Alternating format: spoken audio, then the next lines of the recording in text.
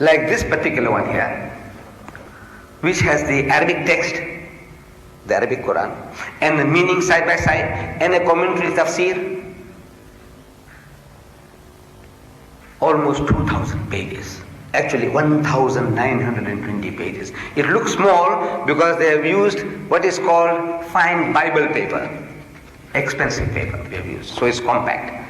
Previously it used to be this thick. Printed in India and Pakistan. Same Quran, same page for page. But because of the paper it was so thick, so we had to make it into 3 volumes. Give you one, same Quran, page for page. But it became as thick like that. So they had to make it in 3 volumes. This we reduced it by using better paper, compact size. By photostatic process, made it smaller than that other unusual size. That's all. But the page for page same. Every Yusuf Ali's translation in the world is the same. Page for page. No difference. Because everybody is stealing by photostatic process. Nobody has the time or the patience to rewrite the script, set the types of the meaning and the commentary. Today, if anybody did that, it will cost you 100 rands each. If you printed 10,000, it will still call you 100 rands each. If you did all that, nobody's got the time to do that. It's too expensive for 2,000 pages. Too expensive.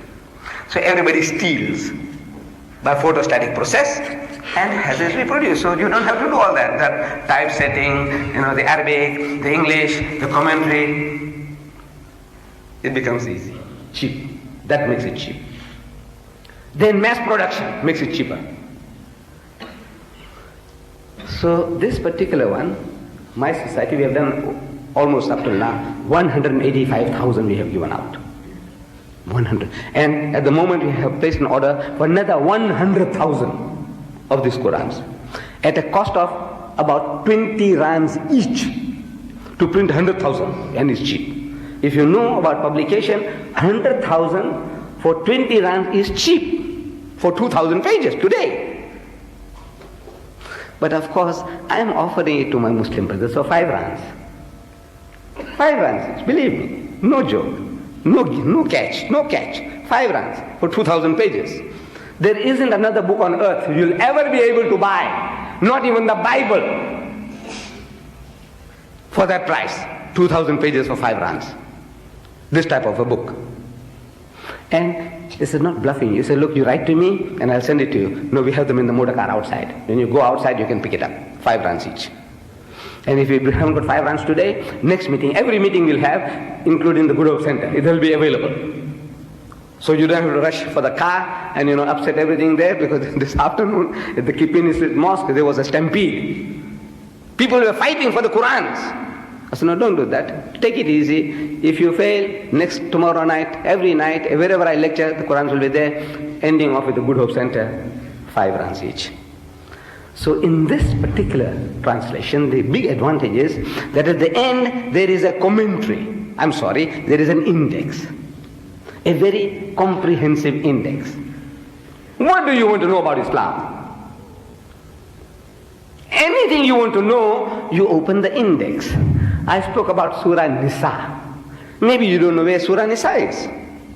In your Quran at home, the Arabic Quran, you don't know where to find Nisa. There are 114 chapters. This is only one of them. Where will you find it? So, I said, open the index. Just like a dictionary. Nisa and the N. N-I-S-A-A. Nisa. This is chapter 4. 4 is easy to find because every page is numbered. Once you found it, I say ayah number 86. Easy to find, 86. Once you found chapter 4, 86 is easy to find. You found it. Now, I want you to go home and check it up. Not only me, anybody, any learned man, he gives you any references from the Quran, make a habit of going home and checking up. Not that you distrust the speaker. You think he was deceiving you. You think he was pulling a fast one on you. No. When you go and check it up, you are strengthening your knowledge.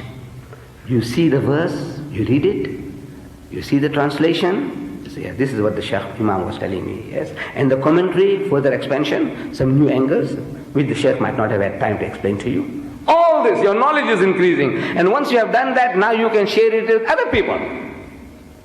See, this is the secret. You must share. To get more, you must share. But just by listening, you get very, very, very elated, mashallah. The Sheikh delivered a beautiful lecture. What? What did he say? It was very good. It was very nice. Beautiful. What? And maybe he touched 12 subjects in 15 minutes. Which one are you going to remember? No. Reference. And something you like, maybe he didn't give you a reference. Go and ask him. Say, Sheikh, where about is this in the Quran? So he says, this is in Surah Nisa. Where about what? He said, well, look up the 4th ruku, the section. He might give you that way. Or Sipara so-and-so, so many Siparas. But if you can get the chapter and the verse, very easy. You want to know, what do you want to know? This book here, what do you want to know? Everything on your fingertips. You want to know about marriage in Islam.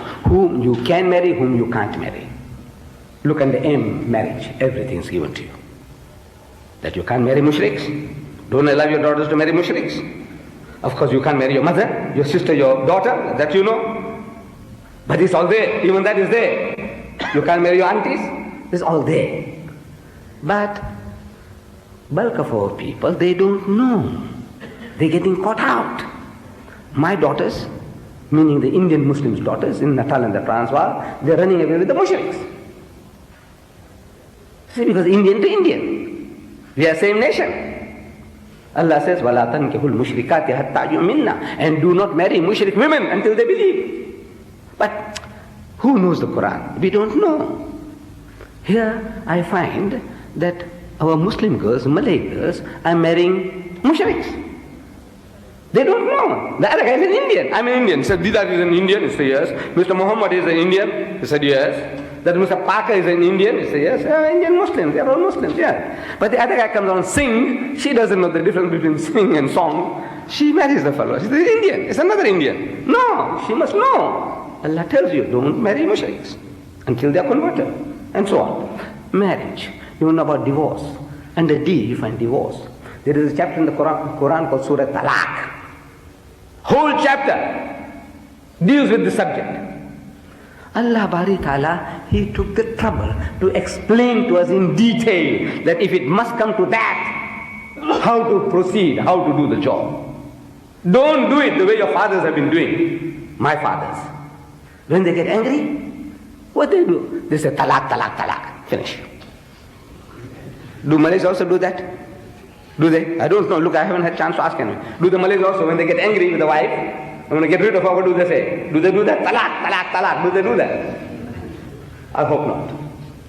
But the Indian Muslims, my people, we do that. Because that's what we heard. If you want to get rid of your wife, it's just easier than eating peanuts. Peanuts you have to shell. This you don't have to shell even. Just say talaq, talaq, talaq. Then they regret. This woman used to work so hard. Looked after your children. Did so many things for you for nothing. You can't even hire an African woman to do that for you. So you want to bring her back. So they go to our Maulvis, what you call sheikhs. Our Maulanas. No, our Imams and our sheikhs. We call them Maulvis and Maulanas. You go to them. He said, look man, I made a mistake. What to do now? I want her back. He said, look, show you an easy way out. You make that wife of yours, ex-wife, to marry some old man like Didad. But there's a condition. There's a condition attached. That wife of yours and Didad must go into a place where they can have sex. Otherwise it's incomplete. He must go have that chance. And then subsequently, if Didad wants to divorce, and if the woman wants a divorce, and he divorces her, and she waits for another, how many days? 40 days? 3 months? Then he says, nah, he can remarry you. What a thing. Filthy, dirty thing. You made a mistake. And now you make this poor woman to pay for it. Making her to sleep with another man. In her life she never slept with anyone besides you. Now you make her to sleep with another man. To make her pure for you. You call it halala. That's what they call. I don't know, look, I don't know about the sickness that you might have among you. But I'm just only telling you that the fools, if they only read the Quran, they won't do that. Allah gives you a system. That if you must, here is the procedure. Over a period of 3 months. And you start, how to start, when to start. Everything is spelled out for you. Allah doesn't spell out in the Quran how to make salat. You know that? He doesn't spell it out. He's telling us, look at the Prophet. You don't know how to do salat? The details, how you stand, how you sit, your hands up to the ears, and this way or that way, all this. What? He said, look at the Prophet. How to make wudu? Look at the Prophet. How to do Hajj? Look at the Prophet. He tells you, Hajj, yes. Song, yes. The details. Look at the Prophet. Look at the Prophet. But here for talaq, he doesn't say, look at the Prophet. You know why? Because it means, to look at the Prophet means that he must divorce one of our mothers to show us how to divorce. That filthy, dirty thing, abominable thing. The thing that Allah says, that the thing that is permissible but hateful in the sight of Allah is divorce. That when a man divorces his wife, the heavens and the earth, they shudder. Metaphorically, they shudder. Such a horrible thing that our Nabi must do to our mother to show us how to do it. No, Allah won't do that. He spells it out for you. Do it this way. If you had the book, you read it, you won't fall into the mess. This is the book. So, my dear brother, you owe it to yourself, everybody, to have a book, this book. You owe it to your children to have it. It will improve your English. Wallah, your English will improve. Your children won't have to read Shakespeare and Milton to improve their English even. This book will do that. Knowledge of God, spiritual elevation, details about your religion, about everything, an encyclopedia, and you don't have to read any other book, rubbish. We are hungry to read. The general world is hungry for reading, except the Muslim. We are not a reading people. But if you have any hunger, I said, finish this book first. 2,000 pages, it's a lifetime study, this book alone. You don't have to look for books of hadith. Please, I'm telling you, I'm not against hadith, I believe in hadith, but don't waste time. Once you finish this, hadith, anything, what this great man say, what that great man say, everything. But priority number one, Allah's kalam. And this book, I assure you, will keep you busy for a lifetime. If you can afford it. Buy one for your employer, the guy who employs you, the non-Muslim. Buy it for him, present it to him. Or your employee, somebody working for you, present it to him. As a birthday present, as a wedding present, as a Christmas present, give the Quran, 5 rands. And the guy will remember you for a lifetime. An encyclopedia of 2,000 pages. You don't tell him you paid 5 rands for it. He knows what's the value of this book. He'll know. If you are half a dozen in the family who can read, get half a dozen Qurans. And once a week, Ba'd al-Maghrib, after dinner, sit down around the table, tell your son or your daughter, read this to your mother, explain to her. So while the child is reading, the Arabic is improving, because it's getting rusty, we are losing it. Make the child read. And read the meaning. The language is improving. And explanation is explained to your mother. I've explained it to you as well.